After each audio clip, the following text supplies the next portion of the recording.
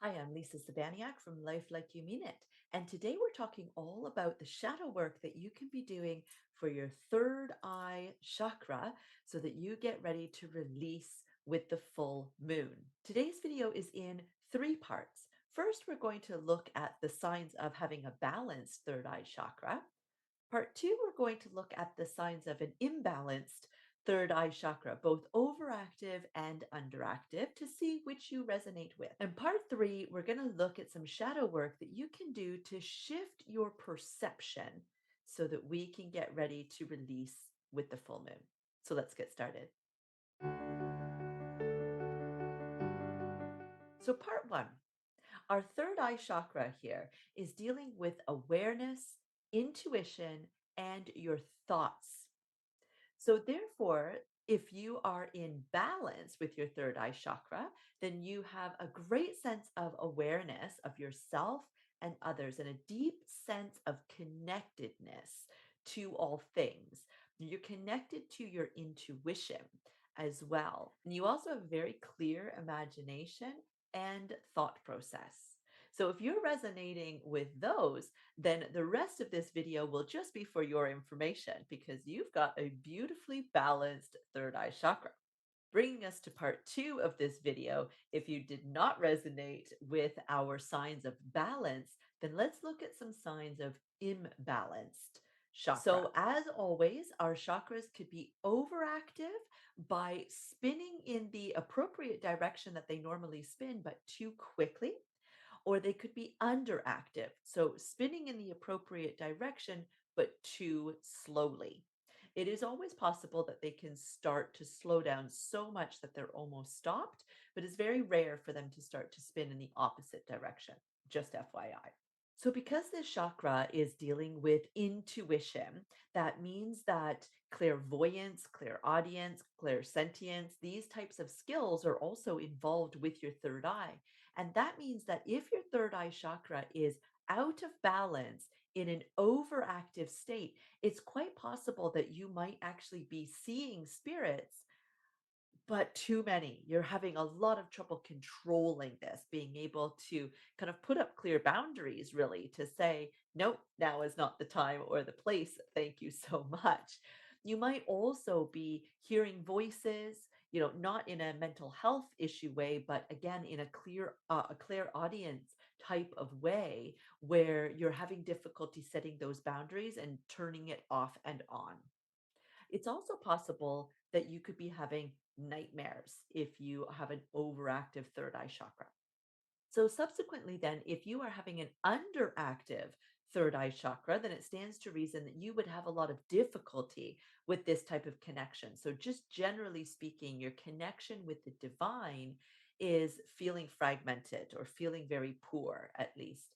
You might also be experiencing a sense of poor judgment as well, and your thoughts just really being quite muddled, not clear, more like kind of brain fog. You also might be noticing that you really don't have a very vivid imagination. So it might be very poor imagination or lack of imagination altogether.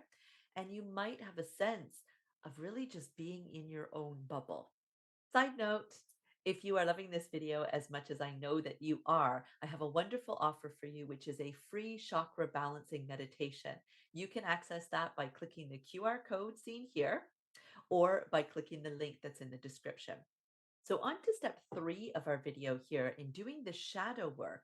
Obviously, there's a range of things that we've discussed here from being clairvoyant and clairaudient, clairsentient, etc., as well as issues with our judgment and being in a kind of our own little bubble and not being able to really understand other people's perception.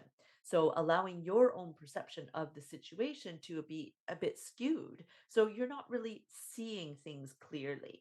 So that's what I would like to tackle in this video in terms of the shadow work that you can be doing. So, changing your perspective or your perception of what is going on basically stems from the idea, this old saying, that there are two sides to every story, and then there is the truth. And really, what that comes down to is if you look at police reports from car accidents, for example, this is really well known that you would get the driver of the car that got in the accident, the driver of the car that caused the accident, and a pedestrian on the road that witnessed the accident. And each one of them will have a different perspective because they literally saw what was happening from a different angle, but then they also have their own point of view. It doesn't mean that any of the three are wrong or incorrect in any way. They are absolutely correct in their perception of what happened from their understanding from what they saw. But if they're unable to see the whole big picture, then their story that they tell may not be the most accurate. And that's exactly what's going on here when you have difficulty seeing the big picture or understanding things clearly, when you're in your own bubble and you are struggling to have a decent sense of understanding rather than having this poor judgment and this poor imagination, etc., is that you might not have all the pieces of that puzzle. And so, really allowing yourself to raise your awareness on the fact that your perception here in this scenario is simply that it's your perception. It doesn't mean that that's actually what is happening or what is going down. So, for example, when you look at two people who are in a disagreement with something, right? Each of them is arguing their own point. But if you really sit back and look at the fact that everybody has their own needs that they are trying to get met, those needs are always valid. The need to be loved, heard, accepted, respected, safe, empowered, right? The list goes on and on. But the way that we learn to meet those needs is not necessarily in our best interest or for our highest good. So, for example, if two people are arguing and one starts to take a little bit of a snarky tone or starts to be kind of underhanded in the way that they are discussing this and seems to demean the other person, it's very easy for, especially if that person is you, it's very easy for you to sit there and be, wait a second, you are belittling me here. I take offense to that, right? And start to feel like you've got to fight against this sense of lack of power that you have here.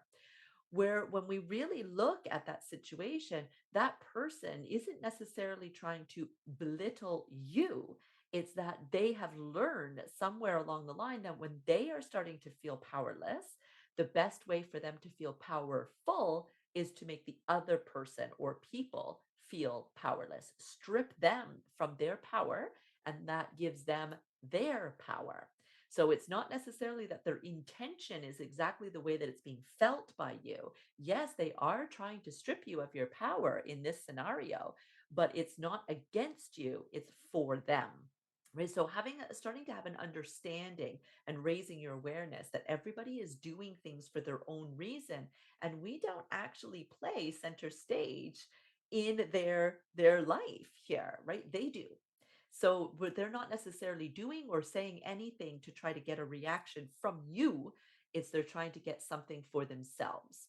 So having that little perception shift in that moment when somebody is speaking to you and you are feeling like, wait, well, what's happening here, right? I really feel a big sense of judgment that's happening here.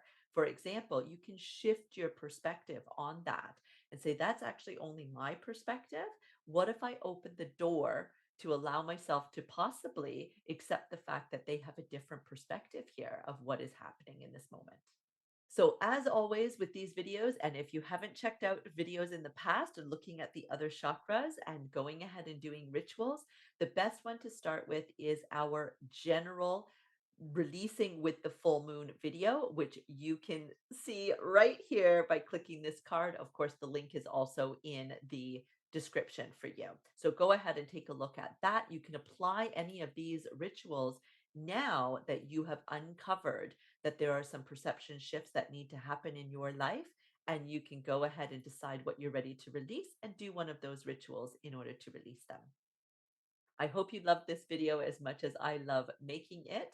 Please, if you haven't already, go ahead and subscribe. That will ensure that you always get notified when I put up another video. Can't wait to see you next when we go ahead and tackle how we can heal the third eye chakra with the new moon. Bless.